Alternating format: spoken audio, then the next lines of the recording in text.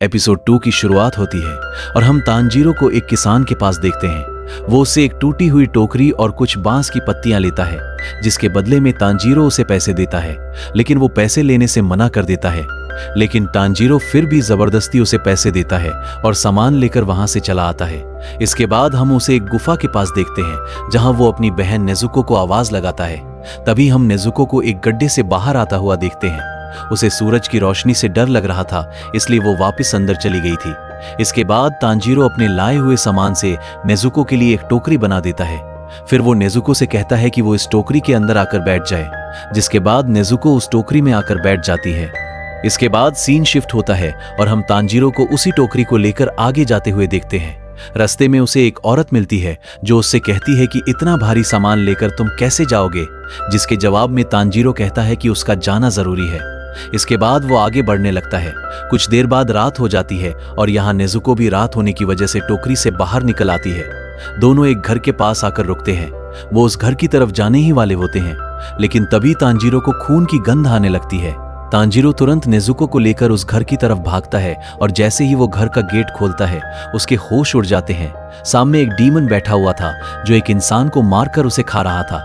और दोस्तों, उसे देखकर नेजुको के मुंह से भी लार टपकने लगती है, क्योंकि वो खुद भी अब एक डीमन बन चुकी थी।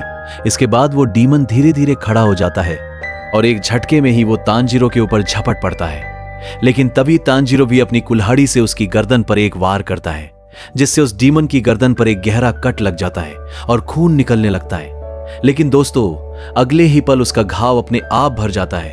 यह देखकर तांजीरो भौचक्का रह जाता है। इसके बाद हम नेजुको को देखते हैं, जो अभी भी वहीं खड़ी उन लाशों को घूर रही होती है। तभी वो डीमन दोबारा तांजीरो पर हमला कर देता है और उसकी गर्दन दबोच लेता है। लेकिन तभी नेजुको के अंदर कुछ होता है।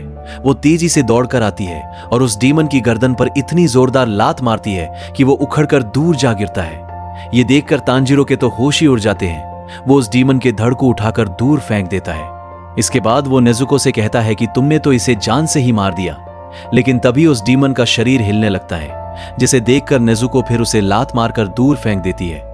तभी वो डीमन कहता है, तुम दोनों में से कोई एक डीमन है ना? ये देखकर तांजीरो हैरान रह जाता है कि आखिर गर्दन कटने के बाद भी ये डीमन जिंदा कैसे है।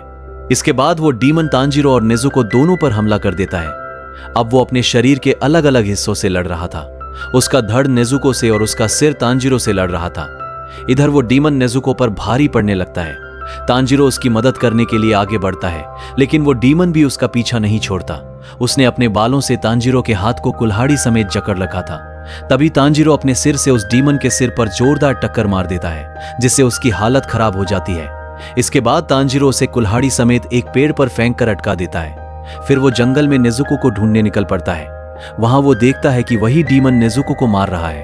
तांजीरो दौड़ता हुआ वहां पहुंचता है और उस डीमन को लेकर एक गहरी खाई में कूद जाता है। लेकिन तभी नेजुको वहां पहुंचती है और तांजीरो को पकड़ लेती है, जिससे उसकी जान बच जाती है और डीमन का शरीर नीचे गिर जाता है।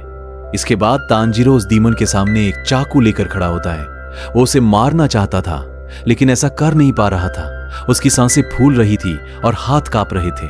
तभी पीछे से एक आदमी का हाथ तांजीरो के कंधे पर आता है। वो कहता है, ये ऐसे नहीं मरेगा। उस आदमी ने ब्लू कलर का कपड़ा और रेड कलर का मास्क पहना हुआ था। और दोस्तों, उसके आने की आवाज तक तांजीरो को नहीं आई थी। तांजीरो उससे पूछता है, फिर मैं इसे कैसे मारूं? जिसके जवाब में वो आदमी कहता है कि ये उसे खुद सोचना होगा। फिर तांजीरो एक पत्थर उठाकर उस डीमन के सामने खड़ा हो जाता है और उसे मारने के बारे में सोचता है।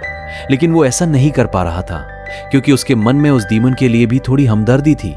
वो आदमी तांजीरो को देख रहा था और मन ही मन सोच रहा था, इस बच्चे से कुछ नहीं होने वाला। डीमन सामने खड़ा है और फिर भी ये दया दिखा रहा है। अगर इसे सोचने में ही इतना वक्त लग रहा है, तो ये डीमन को कैसे मारेगा? लेकिन दोस्तों, तभी सुबह होने लगती है।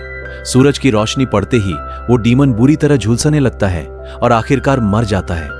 ये देखकर तांजीरो हैरान रह जाता है और तभी उसे नेजुको का ख्याल आता है। वो तुरंत उसे ढूंढने लगता है। आखिरकार उसे नेजुको उसकी टोकरी में मिलती है, जिसे देखकर तांजीरो राहत की सांस लेता है। इसके बाद वो उस आदमी के पास जाता है जो उस डीमन के हाथों मारे गए परिवार का अंतिम संस्कार कर रहा होता है। वो आदमी तांजीरो से कहता है, मेरा नाम उरोकोदाकी साकुंजी है और मुझे टोमियोका जियू ने भेजा है। और दोस्तों, ये वही इंसान था जिसके बारे में पिछले एपिसोड के आखिर में जियू ने तांजीरो को बताया था। उरोकोदाकी आगे आता है और तांजीरो को एक थप्पड़ मारते हुए कहता है, तुम इतना सोचोगे तो जब तुम्हारी बहन किसी इंसान को खा जाएगी तब क्या करोगे? सोचने में इतना वक्त क्यों लगा रहे हो? इसके बाद तांजीरो को अपनी गलती का एहसास होता है। उरोकोदाकी उससे कहता है, अगर कभी तुम्हारी बहन ने किसी मासूम की जान ले ली तब तुम क्या करोगे? फिर वो कहता है, आज से मैं फैसला करूंगा कि तुम डीमन को मारने वाले योद्धा बनोगे या नहीं। इसके बाद उरोकोदाकी तांजीरो को अपनी बहन को लेकर उसके साथ चलने के लिए कहता है। फिर हम दोनों को अपने लक्ष्य की तरफ बढ़ते हुए देखते हैं। उरोकोदाकी बहुत तेज भाग रहा था, जिसे देखकर तांजीरो भी असमंजस में पड़ जाता है, क्योंकि टोकरी भारी थी और हिलने की वजह से वो ठीक से दौड़ भी नहीं पा रहा था। इसके बाद तांजीरो को अपने पुराने दिन याद आते हैं, जहां नेजुको अपना किमोनो सिल रही होती है। उसे देखकर तांजीरो को बहुत बुरा लगता है और वो मन ही मन कसम खाता है कि वो नेजुको को ठीक करके रहेगा और उसे एक अच्छी जिंदगी देगा। इसके बाद वो लोग उरोकोदाकी साकुंजी के घर पहुंचते हैं। तांजीरो वहीं नेजुको को भी आराम करने के लिए लिटा देता है। लेकिन इसके बाद उरोकोदाकी तांजीरो को अपने साथ रात में एक पहाड़ी जंगल की तरफ लेकर जाता है। वहां काफी ठंड और धुंध थी, जिसकी वजह से तांजीरो को सांस लेने और देखने में भी परेशानी हो रही थी।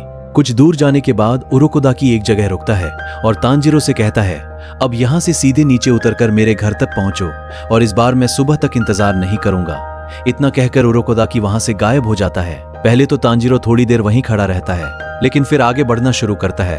थोड़ी दूर जाते ही उसका पैर एक रस्सी में फंस जाता है और वो गिरने लगता है। तभी कुछ पत्थर आकर उसे लगते हैं और वो एक गड्ढे में जा गिरता है। दरअसल दोस्तों, ये तांजीरो की परीक्षा थी। अगर वो इस परीक्षा में पास होता तभी उरोकोदाकी साकुंजी उसे अपना स्टूडेंट बनाते।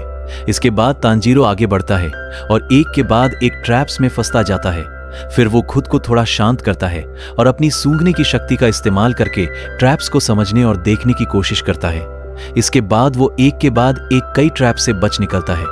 हालांकि कुछ ट्रैप्स ऐसे भी होते हैं जिनसे वो बच नहीं पाता, लेकिन फिर भी तांजीरो अपना हौसला नहीं छोड़ता और लगातार आगे बढ़ता रहता है।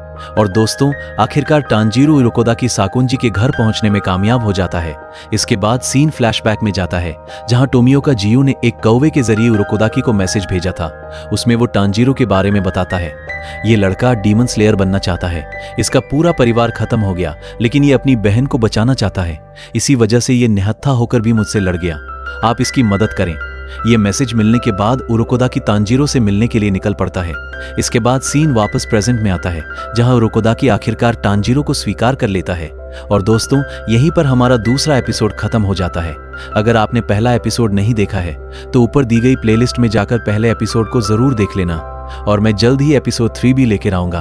तब तक मेरे चैनल एनिमेवर्स स्टूडियोज को सब्सक्राइब करना बिल्कुल मत भूलिएगा। मिलते हैं नेक्स्ट वीडियो में।